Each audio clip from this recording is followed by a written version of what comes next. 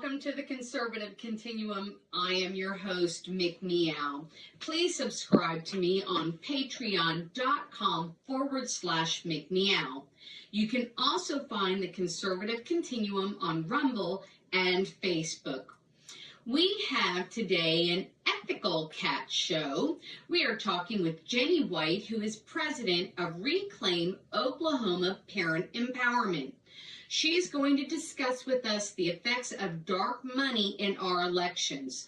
Also, please watch until the very end because we are going to be making some special announcements at the end of the show. So, grab those kitty treats and that milk and let's get ready to engage.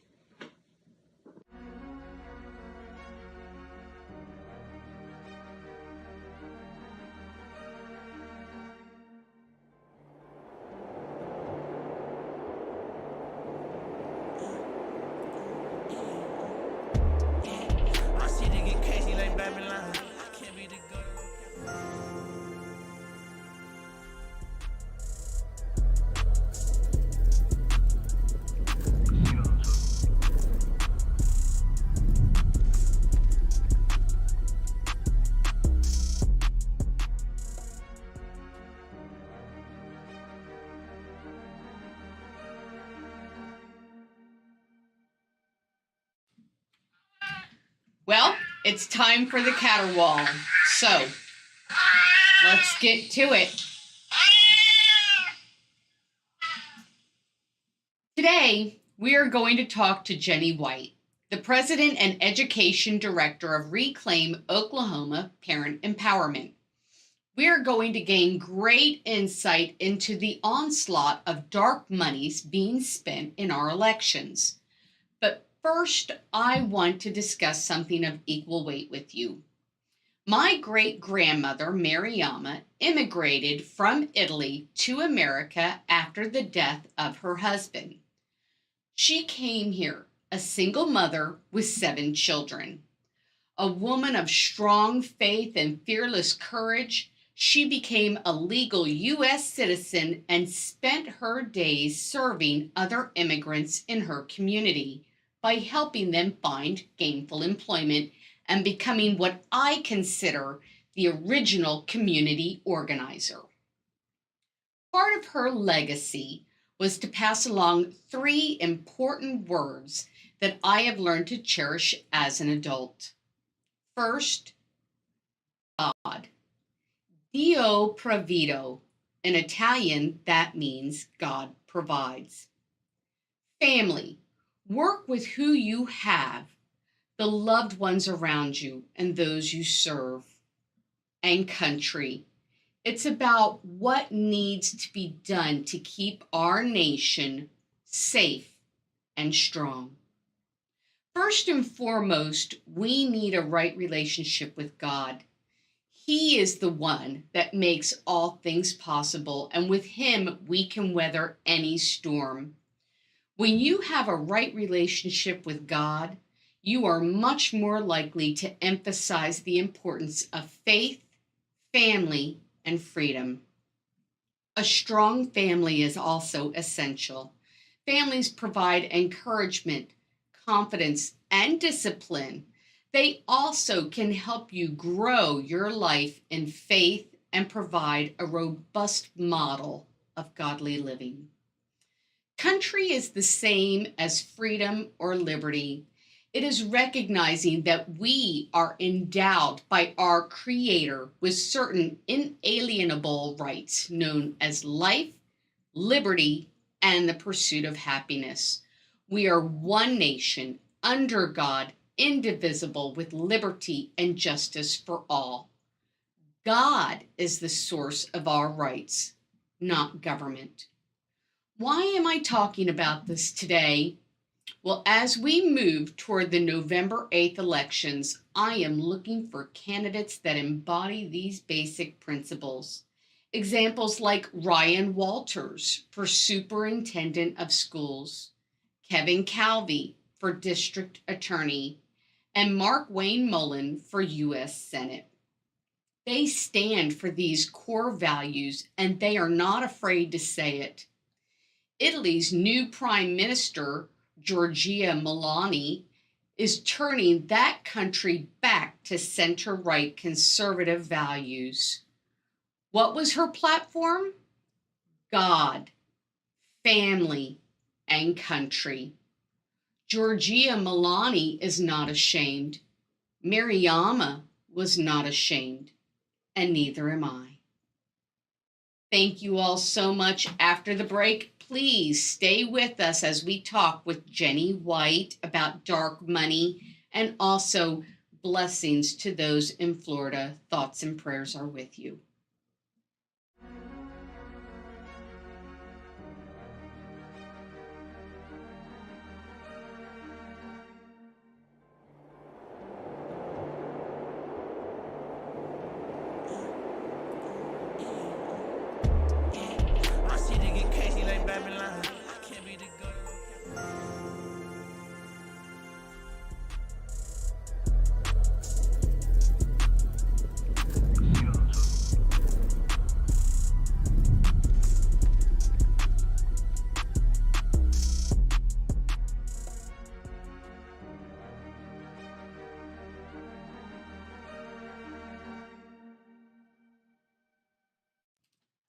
Welcome to the Conservative Continuum. I am your host, Mick Meow. Today we are here with a very special guest, Jenni White. You are the President and Education Director of Reclaim Oklahoma Parent Empowerment, or ROPE. Right. I love it. I love that. So today we're going to be talking about dark money. This is an extremely important topic. So everybody, make sure you have your treats and your milk ready. We're going to get ready to engage here. So, Jenni, if you would, tell us about ROPE and what you all do. Well, ROPE has been around for about 12 years now. It was originally Restore Oklahoma Public Education. And then we kind of got the idea that we can't really restore it very well. We're not, we're losing that battle. So we've always been in the corner of parents. Parents are, the ones that are to raise their own children. I mean, that's their responsibility, is raising their own children. So we wanted to make sure that we were stepping in there to provide information for parents. And that's so we changed our name to Reclaim Oklahoma Parent Empowerment, because we want parents to have that power to be able to raise their own children, no matter what's happening. Absolutely. I couldn't agree with you more, and we see that now as parents are, going to school board meetings and standing up and really taking a notice of what's happening with their children. So you have done a lot of information on dark monies and its impact on elections. Can you give us an idea of why is dark money? Why is that so important? Why do we need to know about it? Well, dark money, I have to give you the definition first. Please. So there are IRS designations. I think people have heard them, a C4, 501c4, and a 501c3. They're just IRS designations. That's all they are. It just tells the IRS how you file your taxes. All right. So a 501c3, most people know that is a nonprofit organization, goodwill, anything like that, Salvation Army, those are 501c3 organizations. And they don't do any political work at all. But a 501c4 is a designation that's about 10 years old, came about after 2010. In 2010, there was a lawsuit, Citizens United, and it was where an organization, Citizens United, sued the Federal Election Commission, saying that they should be able to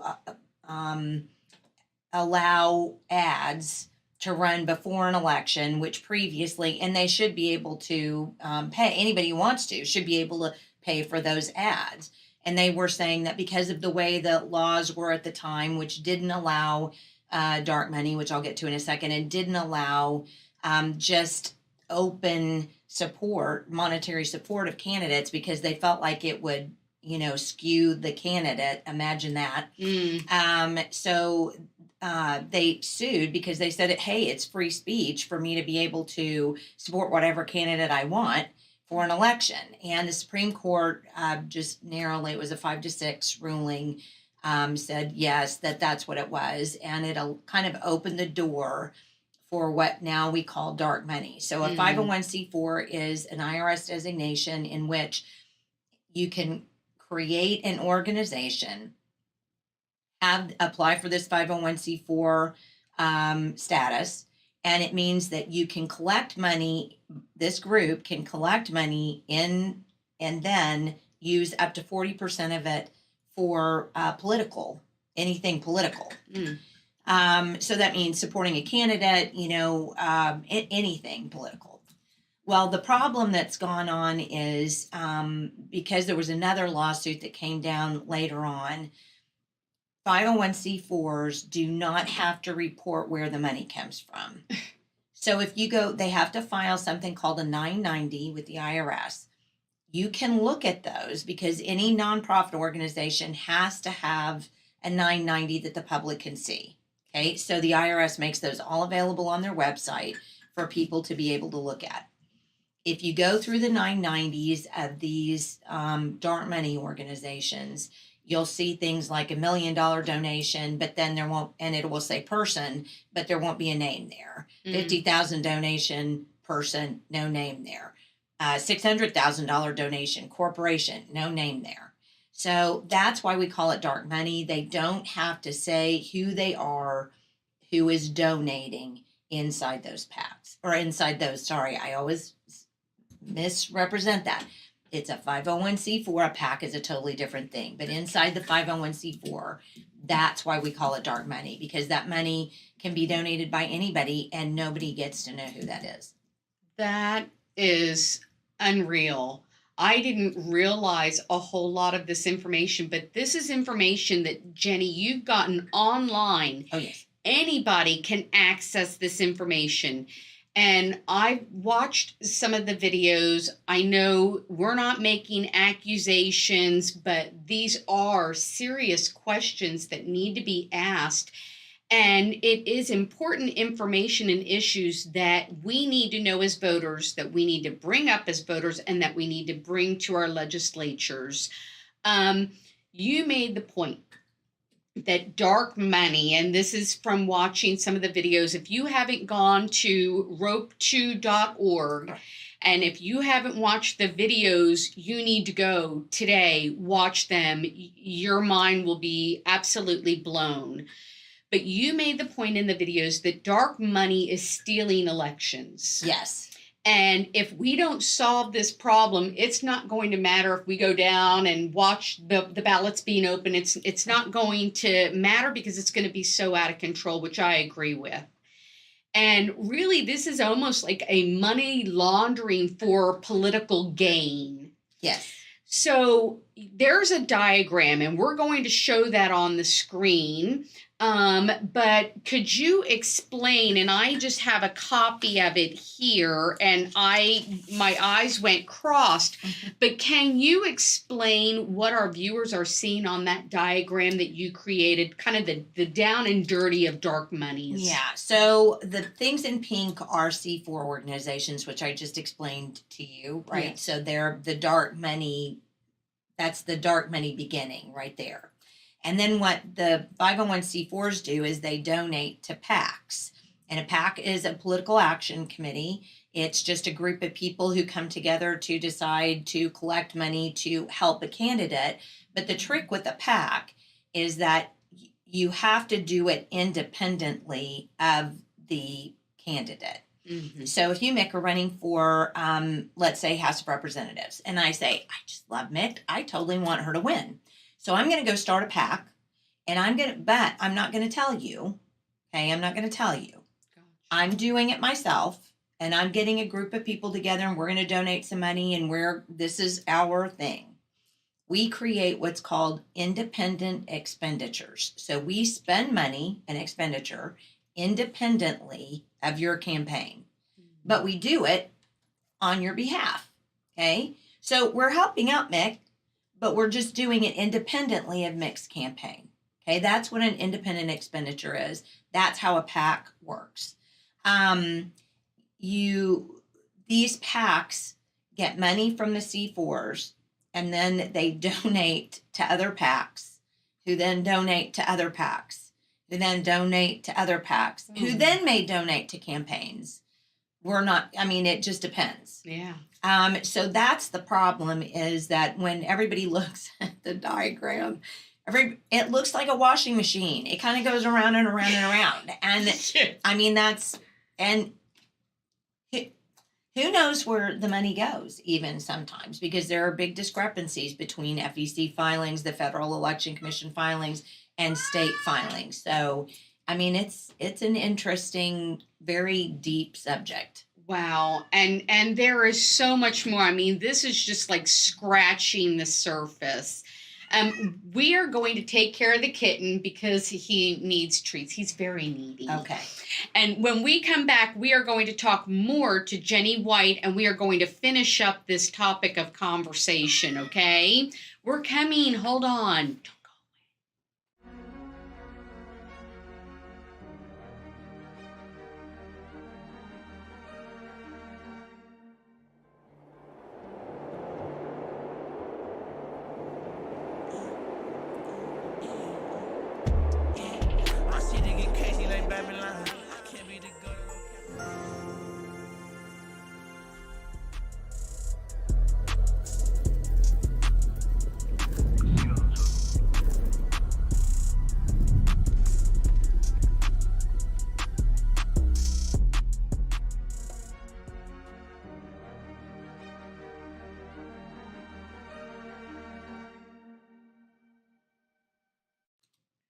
Welcome back to the Conservative Continuum. I would like to thank our sponsors, the Oklahoma Conservative Political Action Committee, OTU Media, Mariam Daly, who is running for Senate, Charles Furia, and Carolyn Montgomery. Thank you so much. You can sponsor us at patreon.com/McMeow. I hope you do that today.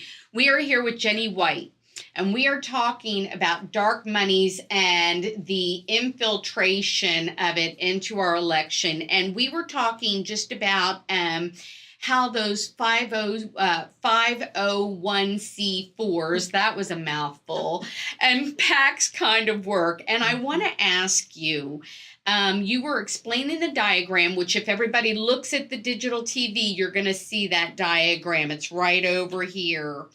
But why do the 501c4s, why do they not have to report that money that comes, where it comes from? Well, it was just under that Supreme Court ruling, basically. They said, I don't know if you remember this, but in 2010 with the Tea Party and all of that, there were actively people, kind of like today, it's just gotten worse, that were losing their jobs and getting doxxed and things for donating to different things. And so conservatives were rightly upset and, saying, well, I can't donate to this then if somebody's going to dox me, and go after my family because I'm donating.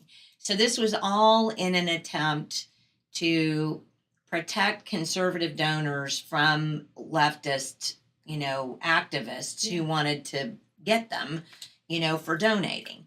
But the only problem is we made a lot of times, we make a lot bigger mess out of it than we thought. We just don't think, I think conservatives sometimes, I think, have the problem of thinking to hear instead of to hear. And so it's like, oh, this will solve the problem. So we'll make all of these, donors dark. Well, then anybody who wants to be able to come along and use that for nefarious purposes uses it. Yeah. And that's really what's happened at this point in time. The look of surprise. Okay. Okay. You brought out in the videos these addresses, and you were talking on the break to me about the pack and ship addresses. Can you talk a little bit about how these are being set up or how they're being dispersed? I want to show that graphic too. Yeah, here's kind of where our biggest problem is. So we already know that we don't know who the donors are to the 501c4 organizations, right? Yes. Okay. So then they give money to a PAC, correct? Yes. But here's where it gets even worse. So in Oklahoma, we have an ethics commission rule that says if you're a PAC in Oklahoma, you can file an FEC, a Federal Election Commission paperwork, and do your PAC that way, and then not have to file Oklahoma Ethics Commission paperwork. Yeah. So now stop and think. So an FEC PAC was supposed to be for any candidate that's running at a federal level, Congress, Senate, right? Yes. But now we're using them to cover statewide candidates. And so what's happening is the PACs will come in, will create a PAC, they'll file at the Federal Election Commission level, and at the Federal Election Commission level, you're supposed to have a treasurer, you're supposed to have a secretary, you're supposed to have a way to contact the people who are setting up the PAC. But even at the FEC level, these people who are involved in a lot of this diagram use one particular person as a treasurer compliance officer. His name is Dustin McIntyre. I do not have forensic tools. Can't get on the dark web. I don't do that. But just trying to find this person like any normal person would try to locate a person, I have not been able to find hide nor hair of this person. Wow. I mean, and I've gone so far as to look at property records and voter records and all kinds of things. I can't find this person, but yet this person is listed on numerous PACs, not only at the FEC level, but at the state level too. At the FEC level, they have to report who donates. Okay. Okay. And they have to actually say it. Although what you'll find is, let's say American Exceptionalism Institute, it's a C4. So it will just say at the FEC level, donation from American Exceptionalism Institute.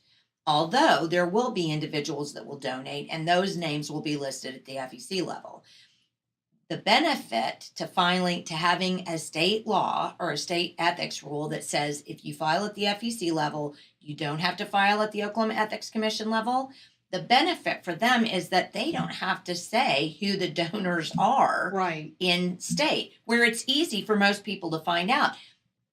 You know, there are even some people who would say, okay, well, I can go to the Ethics Commission and look that up, but they have no idea how you look up a Federal Ethics Commission filing. So it's a trick. Yeah. That sounds like an absolute trick. It's definitely a trick. Is there a way to close that loophole? The only way to close the loophole is to say if you're going to have a PAC in Oklahoma, you have to file with the Oklahoma Ethics Commission. Independently of whether you file at the FEC level or not, you have to file here. And the other loopholes that need to be closed are you have to have an actual street address, not a P.O. box. Yeah. Because that's the craziest thing about so many of these PACs. Like, for example, I'm going to steal your paper because Please. I always forget. I've got so many of them in my head I don't remember. Advance Oklahoma PAC, for example. Yeah. It has a post office box of 6608 Northwestern Avenue, number 1392. It's a pack and ship in Nichols Hills. Okay, but notice how many other things have that particular address. Build and Protect PAC, another PAC, Gabe Renfro for Oklahoma, Logan Phillips for St. House, John George for Oklahoma. These were all 2022 candidates, and all of them were run by an organization called CAMP, which is Campaign Advocacy Management Professionals. So, and CAMP even has an advertisement actually for Advance Oklahoma PAC on their website. So my question is, how do all of these CAMP clients have one post office box, and yet they have two PACs run out of that post office box? One, John George, was Build and Protect PAC exclusively helped John George in his election for state representative. So you have all of those out of one post office box run by one political organization, CAMP. So let me ask you this real quickly, because the kitty is starting to wake up again. all these pack and ship addresses and you've got more than one. Why is nobody looking at that? Are they just... That's a really good question, because that was my first question. Because the concern has been, well, the Oklahoma Ethics Commission doesn't have enough money to do the research that I've done. They just don't have enough money for that. I did it for free, but they don't have enough money to do that. So my question was, even if you don't have enough money to do the kind of research I have, you can't read an address? Yeah. I mean, it's right there. I can see and it. It's at We're the going to top show of the that form. graphic. I don't understand that. Somebody needs to be looking at that at the Ethics Commission, legislature. That was one of the first things I kept going, what? I don't understand that. That is a red flag. We're going to take a quick break. We're going to take care of the kitten who's waking up, and then you all stay right there because we got more information to come at you.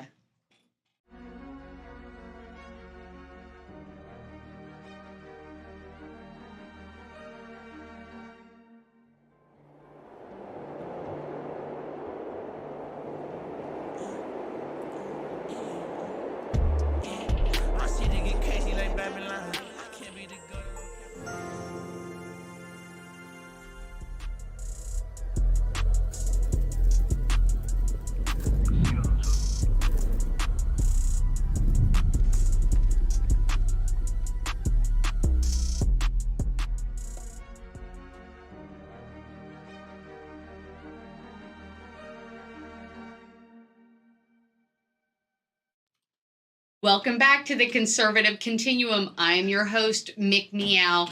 Please be sure and sponsor us at patreon.com/Mick Meow. And thank you to all of our sponsors out there. We are so blessed by all of you, truly. Jenni, we were talking about all the different input, and my eyes kind of got crossed because there's so much information. But one of the things that I did want to ask you about was these independent expenditures. And the fact that they're doing something on behalf of the candidate without the candidate's knowledge. Exactly. And you brought up an example of John George being a camp client. This was in the video. And then the camp consultant, Fount Holland and Matthew Parker. So I was assisting a candidate, and I was supporting her. And she was being attacked by these dark money ads. And that candidate that was opposing her was John George. And one of the things, and this may be really Pollyanna-ish, I admit that, but the candidate that I'm referring to went to John George and said, hey, look, what's going on here? This is all false. And he was like, well, there's nothing I can do about that. Okay, I understand, and we've talked about that coordinating is illegal. However, being a candidate, wouldn't they be able to say or do or make a statement somehow to separate themselves from that? That it really is not only disparaging, but boy, that looks bad. So if it's a real independent expenditure, so the one I gave you a minute ago where I said you're running, and so I'm going to create a PAC and I'm going to create an independent expenditure on your behalf. Well, if I'm going after the person who's opposing you for office, right? Yeah. You have no idea who I am, right? Because we can't coordinate. Yes. So the candidate that you're, John George saying, I didn't know anything about it, that would be legally correct. I mean, he is not to know that somebody else is making expenditures on his behalf. That's why it's called an independent expenditure. But it's also easy to really fall back and say, well, I can't do anything about it. But yeah, you could. You could make a public statement. He did, in fact, at one point, John George did get on his Facebook page and say something, about that.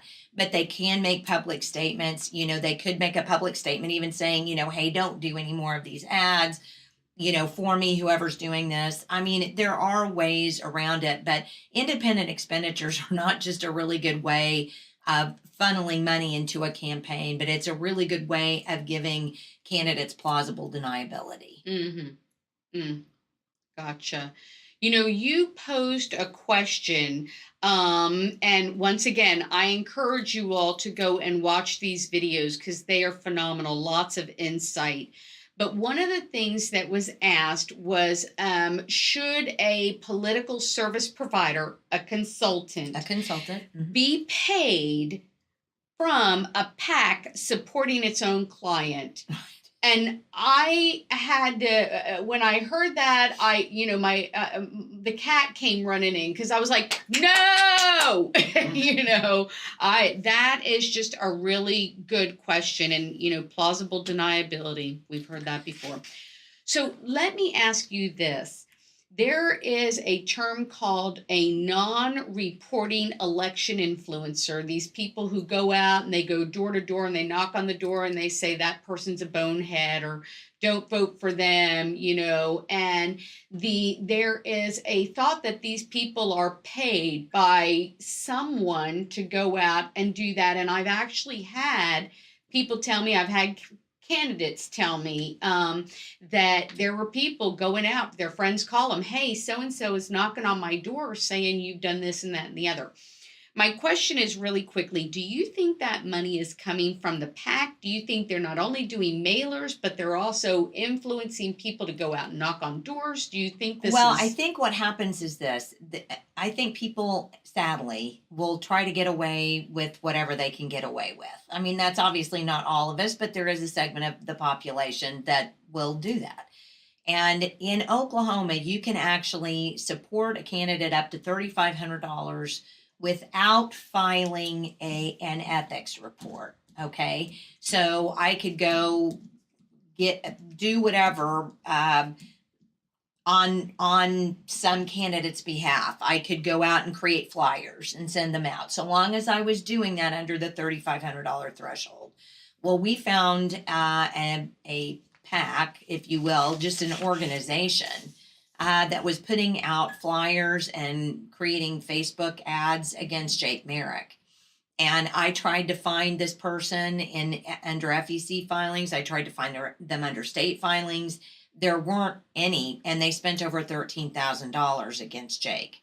So that's also a concern here, not just dark money, but the fact that people aren't following the rules and they're legitimately out there spending money, Facebook ads. Yeah. Not even just going and, saying here, but they're creating Facebook ads that they're not reporting to the FEC or to the Oklahoma Election Commission. And that's a problem. That is a problem. $13,000 is quite a bit. Yeah, that's a huge amount of money, especially when you're talking about a state race. Correct. Correct. What you would consider to be a local election, right? Because it's my local state senator. Yeah. Wow. That is unreal. I want to touch on really quickly the questions that were asked. There was a meeting, and the director of Ethics Commission, Ashley Kemp, was there, and she discussed. It was an interim study was done by the Election and Ethics Commission. We actually have an election ethics committee in the state House of Representatives, just like we have like an education committee or, budget committee. We have an election and ethics committee. And so this particular committee held an interim study on dark money. And so I was actually asked to attend and bring this to, the public through that interim study. And Ashley Kemp was also asked to be there. She's the director of the Oklahoma Ethics Commission, and she had her own presentation. So that was where that came from. Okay. Thank you. Sure. I want to ask a little bit about that because there was a couple questions asked of her, and I'd love to give your input. Of course, that is just the time that the kitty is waking up from his nap, and I got to get him some more treats. So don't go away. We're going to be right back. We're going to talk more with Jenni White.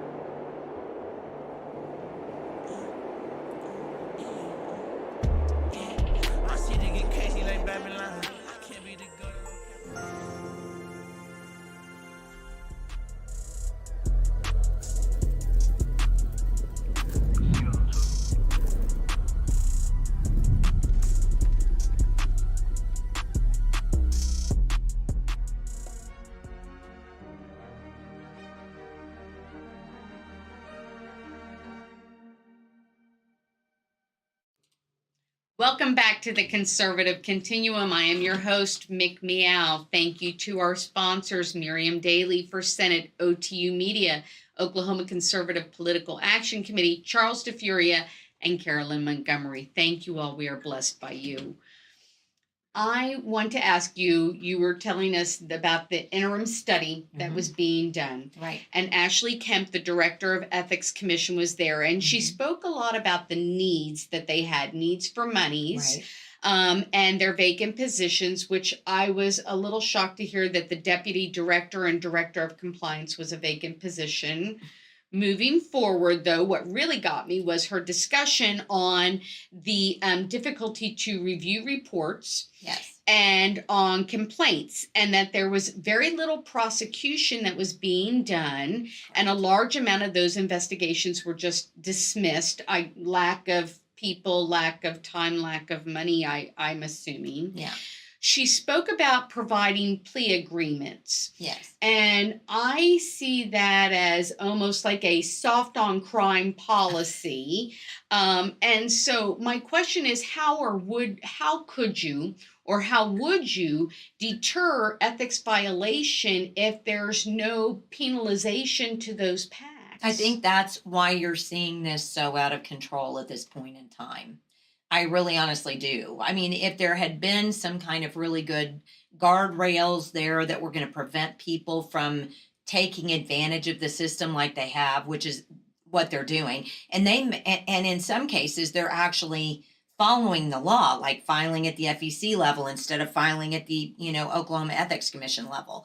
So they're actually doing it, but yet when they get out of line at all, there's no guardrail. There's nobody who comes in and even slaps their hand. So it just continues. And that's just the way of human nature, right? I mean, if you're not told, hey, don't do that, then you kind of feel like it's all right. So, you're just going to keep doing it. So until we actually get some really good penalties and people looking carefully at these cases, I don't see there's going to be a change. Wow. I have to agree with you on that. Let me ask you also, because this was another question that was asked. It was the need for regulation of consultants and to ensure that they file with the Ethics Commission and that they should be required to report their source of income, that there is an appearance of coordinating being done. We're not accusing, but that's what it looks like. And it was brought out by a gentleman who was a retired House of Representatives. Mike Reynolds. Thank you. Now, I'm not accusing Ms. Kemp. I'm not an expert. I'm just an observer out here. But it seemed like she sidestepped the question. So my question is why wouldn't they have to report those sources of income and file with the Ethics Commission? But that's a really good question to ask, and one that I think that we need to ask. Why is it that we have political consultants that work in Oklahoma? And one of them, for example, I went back and looked through the sitting legislature, through the House and the Senate, to see what political consultants our legislators had. In the House of Representatives, I found 50% of the House of Representatives have Camp as their political consultant. 30% have Camp as their political consultant in the Senate. That's a lot of one political consultant. Yeah. Especially when originally the whole idea behind the party scaffolding in the first place was that the party was going to be the group that was going to be helping the candidates, not political consultants. So what happened is, as the party's fallen along the wayside doing anything other than what they're supposed to be doing, they should be helping candidates. And if they were helping candidates, that would tamp down a lot on the political consultant. Yeah. The need for political consultants. So as the party hasn't done that job, then you've had other people who have had come up to do that job. But that is a question. Why you have to have lobbyists? Lobbyists have to submit all of their records to the ethics. Why is it that a political consultant doesn't have to? Yeah. Shouldn't people know that 50% of the House of Representatives in Oklahoma have one political consultant? Yeah. That's pretty, to me, that That's concerning to me. Yeah. Because you never know what the undue influence is with anything, anybody, any organization. So I think they should have to. Yeah. I want to ask you one more, your insight on this. There was one more question that Mike Reynolds asked. It was a question regarding the justification for keeping an ethics investigation confidential. That was an excellent question. Yes. Because that's a huge problem. So if you see all of these, you get these horrible mailers and you're like, oh my gosh, what the heck? And then you do like I do and look them up and they don't have a working phone number and they're just a post office box. And so you file a complaint. Those complaints are not made public ever. The complaints are never made public. So if you have a concern about a candidate, you can't even go to the Ethics Commission and find out if there were any complaints made against that candidate. And the argument, and then they keep a quiet period so you can't even file a complaint during an active election. Because, and here's their reasoning, you have a lot of campaigns who are just going to throw pot shots at each other, and we can't be involved in that. Okay, well, that's simply nonsense. I mean, it's simply nonsense. If you're concerned about that, then you put parameters around how you file a complaint. But Mike Reynolds said in that particular meeting, I mean, his argument was, look, if they're coming after me and that's what they're saying about me, I want to be able to go out and say, hey, I filed a complaint about this. Here's what's going on. I didn't do this. This is what...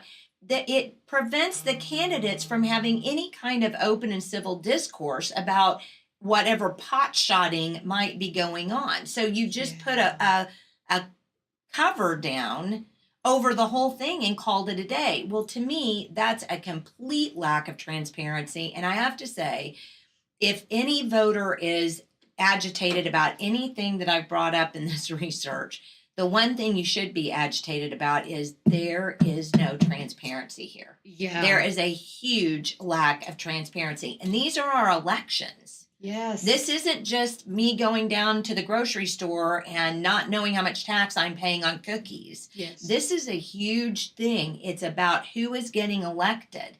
And yet the lack of transparency around this, where the money's coming from, where it's going, who's involved in these PACs, where do the PACs come from, all of this stuff. Because, for example, if I were running a campaign and somebody came after me, or even if I had a friend who was running a campaign and I wanted to find out, hey, why are you saying that my friend is not pro-abortion when I know for a fact they are?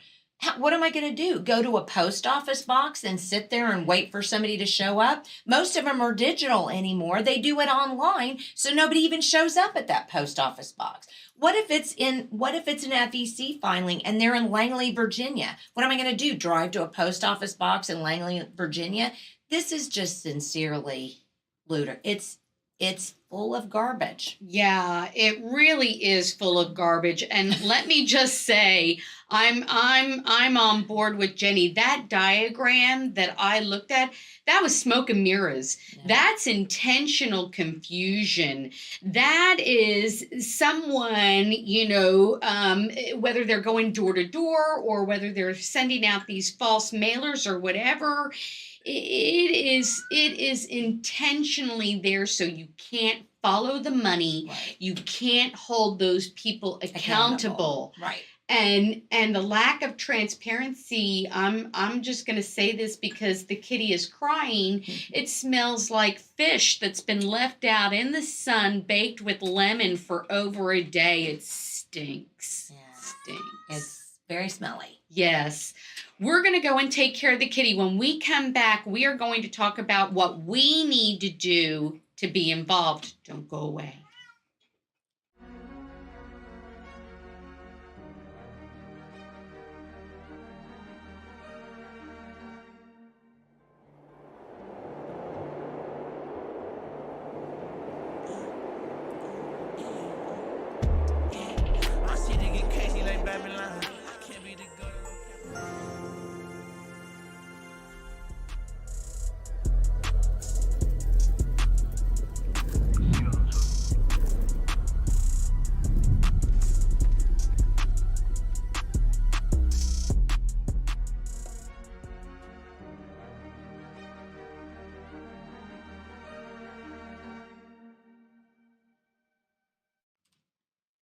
Welcome back to the Conservative Continuum. I am your host, Mick Meow.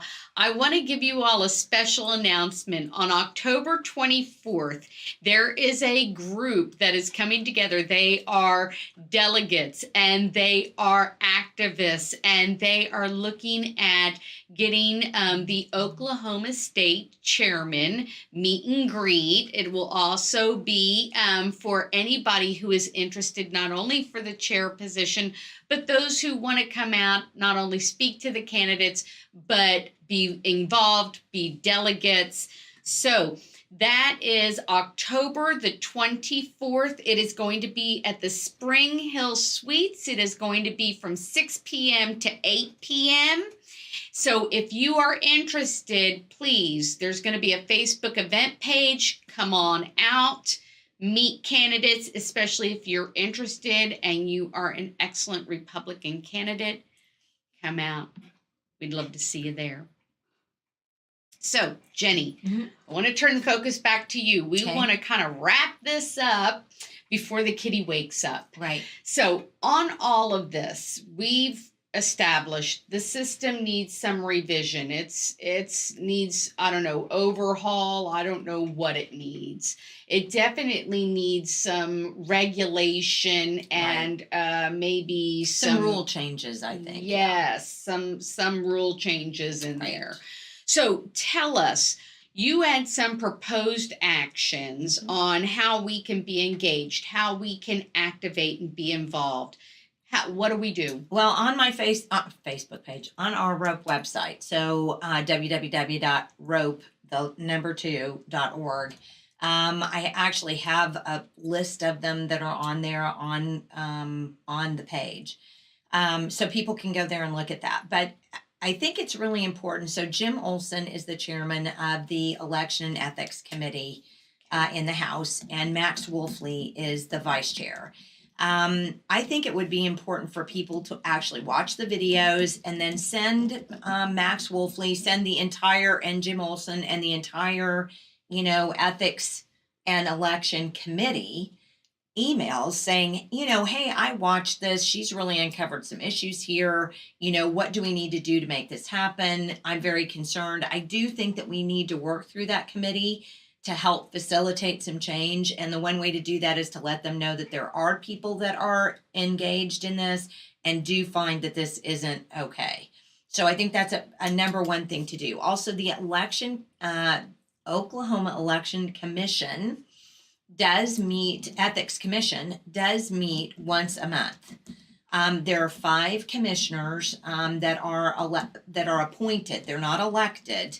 They're appointed. The governor appoints one, the AG appoints one, the pro tem appoints one, the Speaker of the House appoints one, and then I always forget who the 5th appointment is. But they're appointed by members of the legislature to oversee the legislature. But that's the way it works. Yes. And they are one for each congressional district. I think it's a good idea for people to go to the Oklahoma Ethics Commission website, find out who the commissioners are, find out who your commissioner is, get to know that commissioner, find out a little something about them. I have not had a chance to do that yet because I want to finish the paper that all this goes with so that I can actually go and hand that to them, because then it's all documented. All of the issues are documented. They're sitting right there. Yeah. I have all of the citations so they can go back and find out where I got my information. I just think it's really important to present them with all of that to make sure there's not really an excuse. Well, I don't know where this came from. I don't know what the problems are. Well, here are the problems. Here's where all of this came from. Let's see what we can do to make this better. So that's what I'm planning on doing. I am planning on doing that. So for people who want to get involved, go to the Ethics Commission monthly meeting, find out who your commissioner is, and stay engaged with that. Let them know that what's going on right now is not okay. Right. If you've got Pacts getting into county commission races, which you do in Norman, in Cleveland County, Pacts getting involved in a county commissioner, in Muskogee, you actually had Pacts spending $6,000 on a city council person seat. What?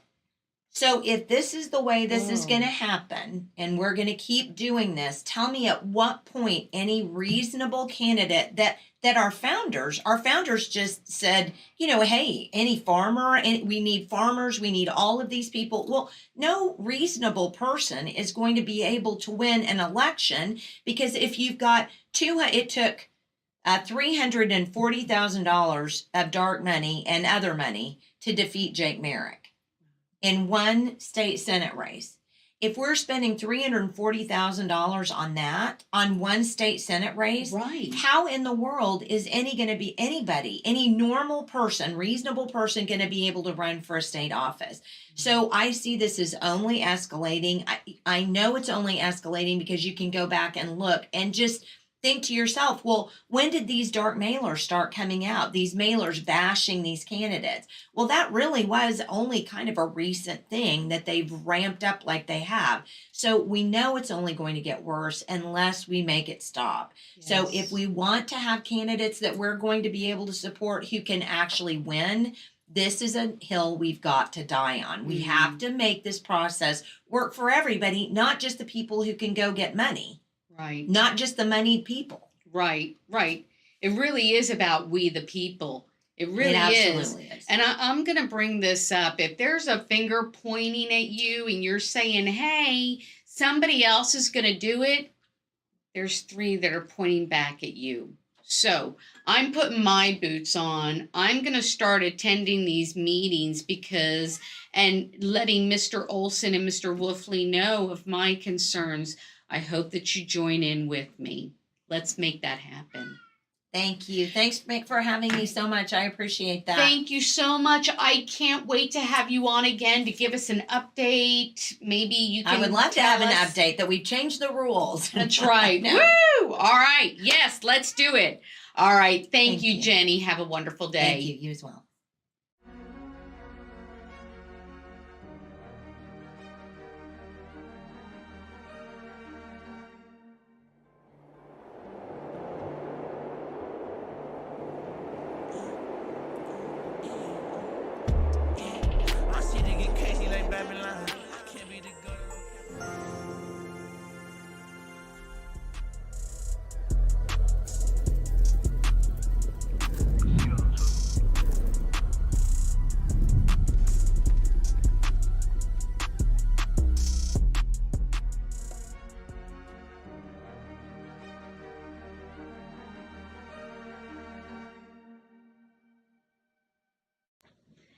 Thank you for curling up with us today.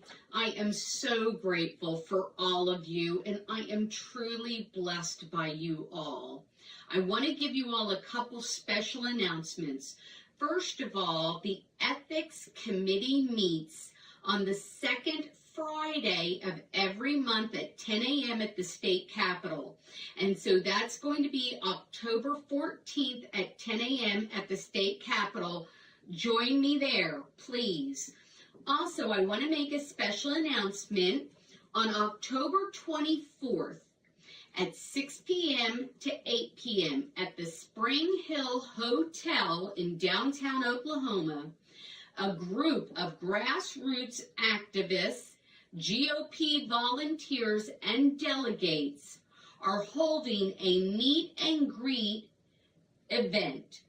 And what they are doing is they are inviting anybody who is interested in being a Republican GOP state chair and vice chair to come out, meet with delegates, have a little bit of finger food, and talk, have a conversation. So if you are a Republican and you are interested in being a chair or a vice chair, come on out and join that group of people. It's going to be a great time.